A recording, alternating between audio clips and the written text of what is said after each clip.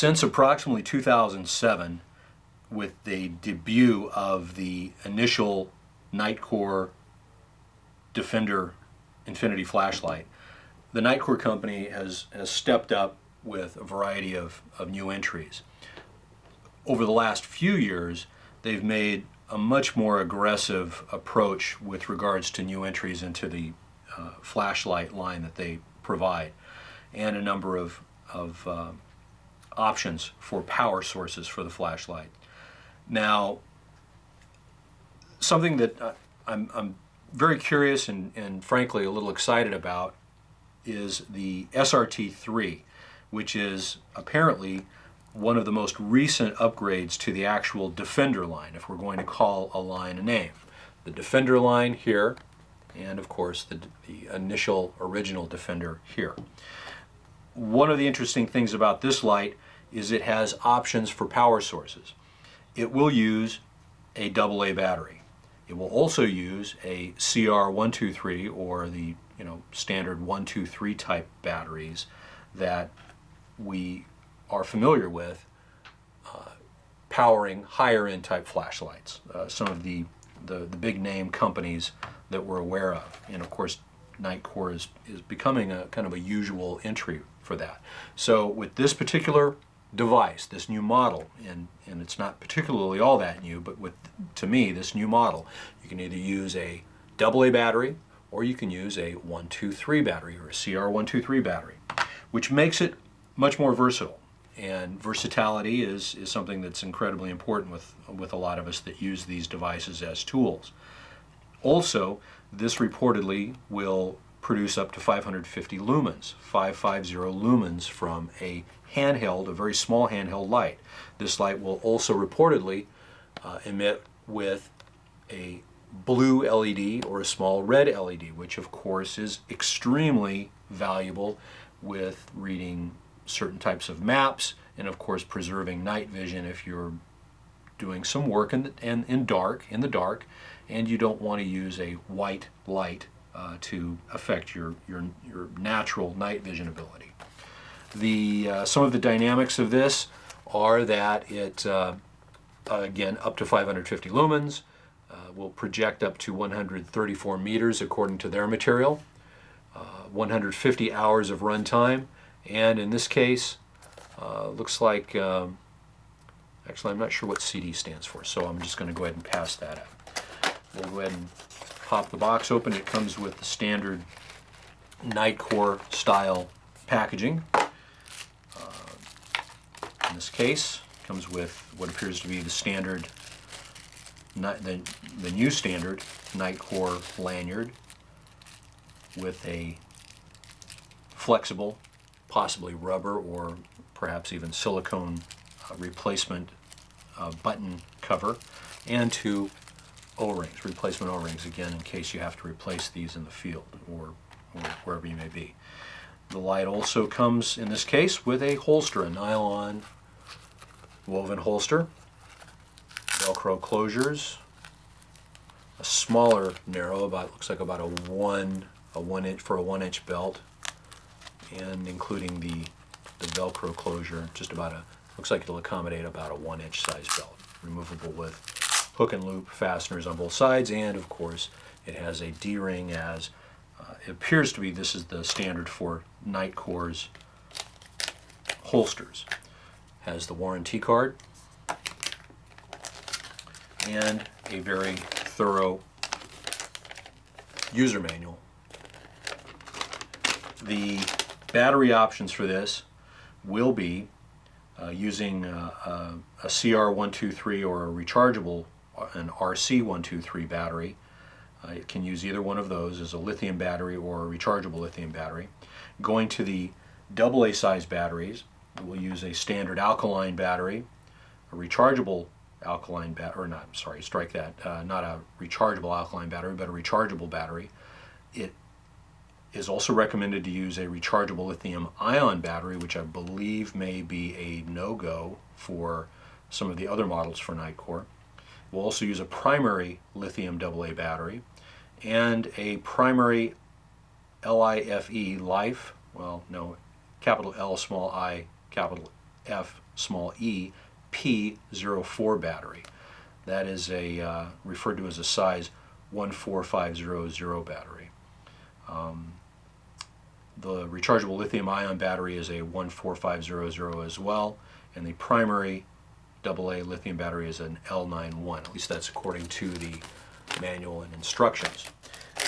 At its lowest setting of 0.1 lumens, it reportedly will run at 200 hours.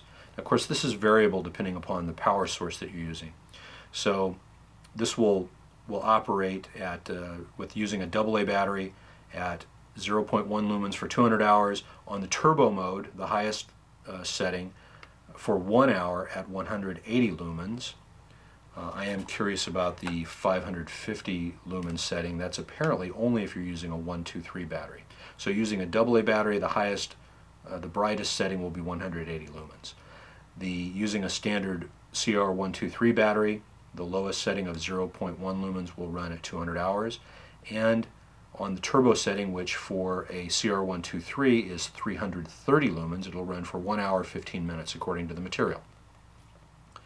Using a NL166 or a rechargeable 123 battery, at the lowest setting of 0.1 lumens, it'll run for 150 hours, which is a huge improvement.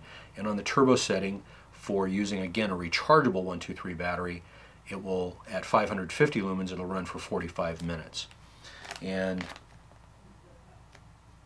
it is submersible up to 2 meters. So again, in the material that they have available there, there's no reason to have you read through that right now.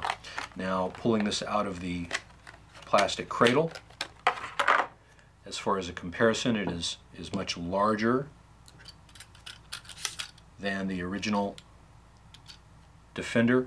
The original Defender is just under 4 inches, and this SRT3 Defender is at just almost 4 3/4 of an inch. It is, of course, noticeably larger around the head, the end of the bezel. The body is a little larger. It's almost the same diameter, higher up, closer to the tail cap. Rubber button covered. This has an already installed and very similar to to the one that was an aftermarket clip. It already has that installed. It already has a clip installed, which is very convenient and very similar, and by all appearances just about as robust as the original in this light. The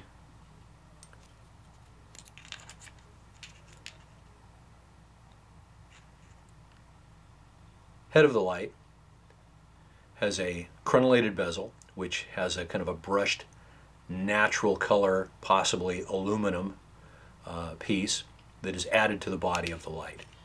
The LED light appears to be just a bit deeper recessed into the reflector. The reflector is smooth, and the glass on this feels like glass. So it looks like they're still using glass. Don't know exactly what type of glass that would be, but it does feel like glass. Now, also, if you're looking very closely in the reflector, you can probably see the color LED off to the side and closer to the bezel. More on that in just a moment. Unscrewing the body, obviously some silica gel, we come to the internals. The spring in the end of the tailpiece, and there is also a body extender for the central part of the body of the flashlight, and this is in order to accommodate the length of a AA battery. So the threads, at least on the central body section, very smooth, very well done. And then there is a selector ring here. This is your selector ring. So we'll go ahead and start off, since the light does come with the AA extender. We'll place the AA battery into place. Now, if a AA battery is just placed into main body of the tailpiece, it's a bit loose. But of course, there's a bit of a take-up in diameter on this central body section for the AA accommodation. Screw this down nice and tight, finger tight, and depress the light at full. Now, the difference between this SRT3 and the original Defender light, including the MT1A flashlight that Nitecore has produced, is that the user interface is not adjustable or changed by way of twisting the head of the light to get it to alternate between turbo or the other settings, or the different settings for either strobe or what have you. In this case, all of the settings are controlled by this center ring. It indexes with an audible click. You can also tell that tactilely. You can feel it, in other words. So we'll bring that here. I believe that that's going to be the off setting. So we're in the off setting. So now by twisting the adjustment ring, we will gradually bring this light up to its brightest potential with the AA battery. Now, twisting it one more time and indexing beyond that click, it will go into strobe. Back, and it goes to its highest setting.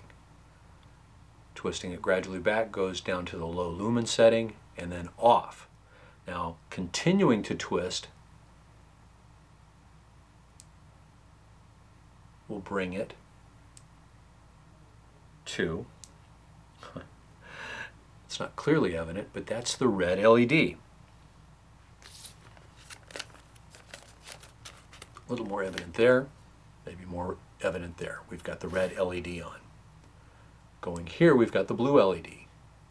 Now that seems to be a constant setting. There does not seem to be a light adjustment ability for the red or the blue LED. Continuing, we'll bring it to a alternating blue and red LED strobe. Continuing, we'll bring this now to an SOS pattern, and then continuing one more time, we'll bring it to the beacon setting, so that you need to have a beacon strobe. It's handy. That is the end of twisting the adjustment wheel. This UI, this user interface, is very handy. I like it. It's easy. You don't have to remember to tap or double tap the on and off button at the tailpiece. It just strictly brings the light on. There is no user interface, at least as far as I can tell, by way of pressing the tail cap button. One of the other nice features of this, again, this light continuing with the Defender concept, is, I'll take that into the off position, is the tailpiece, the tail cap. Instead of having a raised section at the tail cap, and then where the holes are there for lanyard holes, that being the tail standable ability of the original Defender, and of course the MT1A, as you can see with the SRT3, it's a completely flat tail cap with the button recessed. So very easy to tail stand this, and even to still tail stand it quickly, whereas with the Defender it's not easy to do that. The original Defender, it rocks around and sometimes it might even fall over. So that's a very nice feature. It also has the oval cuts for the lanyard holes. There are 3 of those. And again, I like the fact that this tail, or that this clip, this pocket clip, is actually screwed into the tail cap. A bit of an improvement, in my opinion, from another clip-on type pocket clip that came with some of the other Nitecore flashlights. The head of the light again, nice and tight. We're going to go ahead and just switch this over to a 1, 2, 3 battery, removing the AA battery, and again, the threads on the body take-up piece to accommodate a AA battery is very smooth. It came out very smooth and efficiently. In this case now, you simply take your 1, 2, 3 battery, drop it in. Has a slightly loose fit to it, but once you screw the head of the light on, you've got a nice tight fit. Length on this is just at under 4 inches, so just slightly under 4 inches overall, using a 1, 2, 3 battery. The brightness settings, let's go ahead and see. Obviously we don't have 2 of these, so it's not possible to compare, but frankly that does appear, just by the naked eye and just by recollection, to be a bit inconsiderably brighter than using the AA sized battery. And of course the same user interface controls with the control ring. We can see the red LED appears to be just a bit brighter, if I'm not mistaken. The blue seems to be a bit brighter as well. That strobe seems to be a bit brighter. And of course now we're into the SOS and the beacon mode. Nice handheld light, nice and small, not much bigger than the original Defender, using the 1, 2, 3 size battery.